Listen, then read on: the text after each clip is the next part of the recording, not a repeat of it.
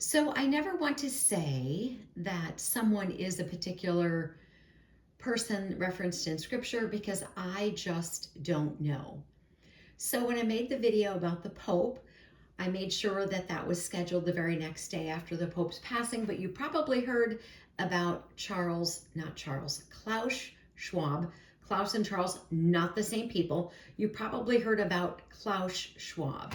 And who is he? Well, Klaus Schwab, as of Sunday, was the head of the World Economic Forum. I am a very observant person. I pay attention to details. Here we have two major players in the world, both sort of out of a job within a day of each other.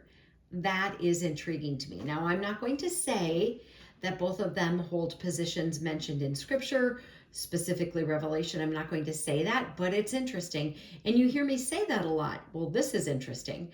So here's where we're at today.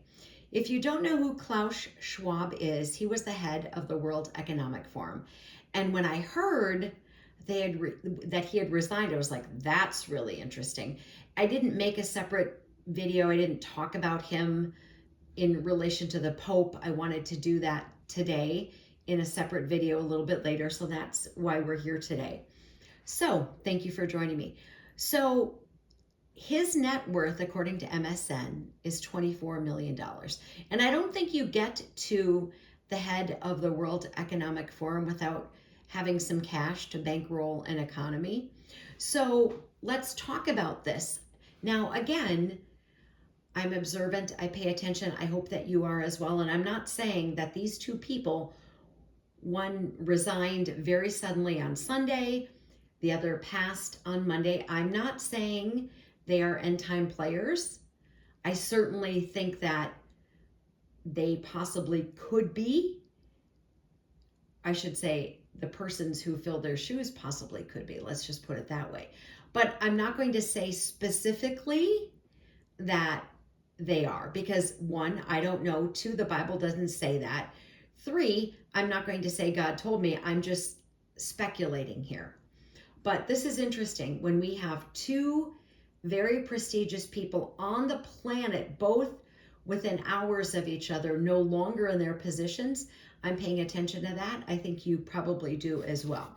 So we know from Revelation 13 that there's a beast from the sea, there's a beast from the earth, there's the image of the beast. And so for you, probably, I would say just read that chapter. But we also know that there's a dragon, and the dragon gives the beast from the sea its authority, because it tells us that. In Rev 13, verse 2, it says this: the dragon gave him his power, his throne, and great authority. So we have these end time players. We have the dragon, the different beasts, etc. We know them maybe by other names: false prophet, Satan, etc., Antichrist, etc. There are significant end time players. Be paying attention to who is filling these roles. This is just fascinating times in which we live. And if you read the book of Revelation, then you know there's going to be some things that happen. And so we've talked about this recently, kind of with the 10 kings, etc.